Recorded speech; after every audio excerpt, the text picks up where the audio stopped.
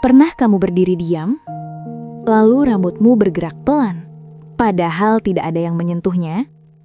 Kita menyebutnya angin. Ia tidak punya bentuk, tidak punya warna, tidak bisa disimpan. Tapi seluruh peradaban manusia pernah bergantung padanya. Hari ini, kita tidak akan membahas angin sebagai cuaca. Kita akan membahas angin sebagai cerita. Cerita tentang panas, tentang dorongan, dan tentang bumi yang tidak pernah benar-benar diam. Karena pertanyaannya sederhana. Dari mana angin berasal? Angin tidak lahir karena keinginan. Ia lahir karena ketidakseimbangan. Matahari memanaskan bumi, namun panas itu tidak dibagi rata. Daratan cepat panas, laut lambat panas, gunung lebih dingin, lembah lebih hangat. Udara yang panas menjadi ringan. Ia naik ke atas. Saat udara naik, terbentuk ruang kosong. Dan alam tidak pernah membiarkan ruang kosong bertahan lama. Udara lain bergerak mengisinya. Gerakan itulah yang kita rasakan sebagai angin. Jadi, angin bukan datang. Ia dipanggil oleh kekosongan dan perbedaan. Angin adalah reaksi alam untuk menyeimbangkan diri.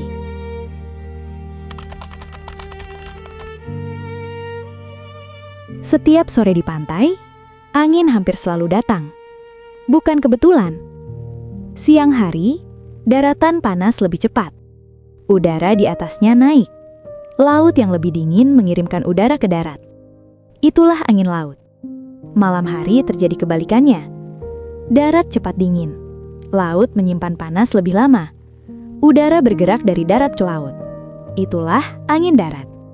Tanpa sadar, ritme hidup manusia pernah sepenuhnya mengikuti angin. Nelayan berangkat dan pulang mengikuti napas bumi. Angin bukan sekedar udara. Ia adalah jam alami kehidupan.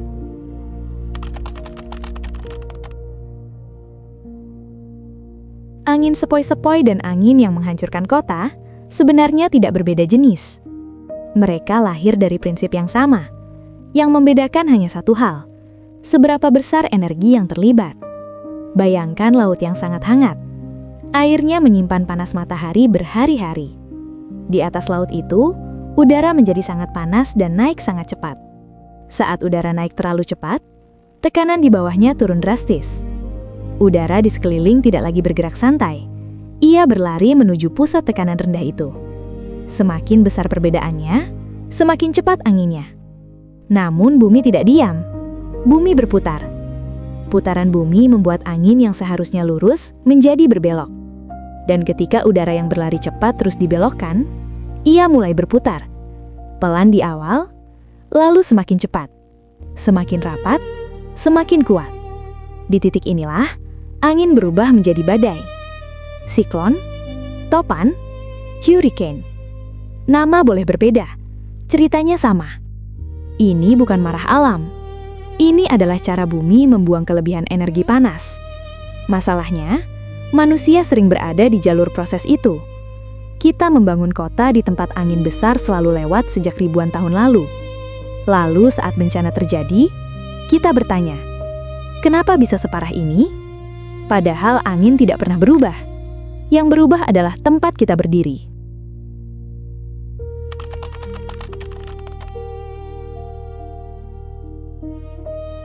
Dulu, hutan memperlambat angin. Tanah menyerap panas. Air menyeimbangkan suhu.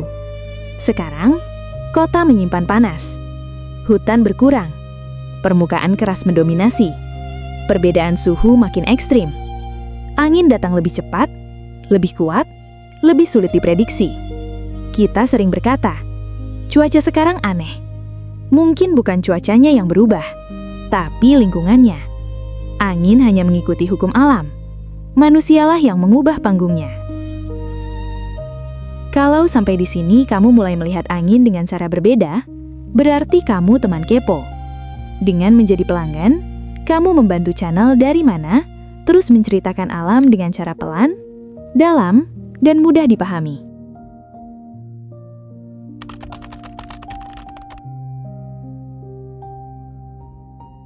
Angin tidak pernah habis karena sumbernya tidak pernah berhenti. Selama matahari bersinar, bumi berputar, daratan dan lautan berbeda suhu, ketidakseimbangan akan selalu ada. Dan selama ada ketidakseimbangan, angin akan lahir. Angin adalah tanda bahwa bumi masih hidup. Ia bernafas, ia bergerak, ia menyesuaikan diri. Sekarang, kita tahu, angin bukan sesuatu yang datang entah dari mana. Ia lahir dari panas dan dingin, dari dorongan dan kekosongan, dari bumi yang terus bergerak. Jadi lain kali saat angin menyentuh wajahmu, ingatlah, itu bukan sekedar udara. Itu adalah pesan sunyi bahwa alam sedang bekerja. Kalau kamu teman super kepo, tulis di komentar. Angin itu napas bumi. Dan jangan lupa jadi pelanggan. Karena dukunganmu membuat cerita seperti ini terus bisa diceritakan. Karena semua pertanyaan besar selalu bermula dari satu hal kecil. Dari mana?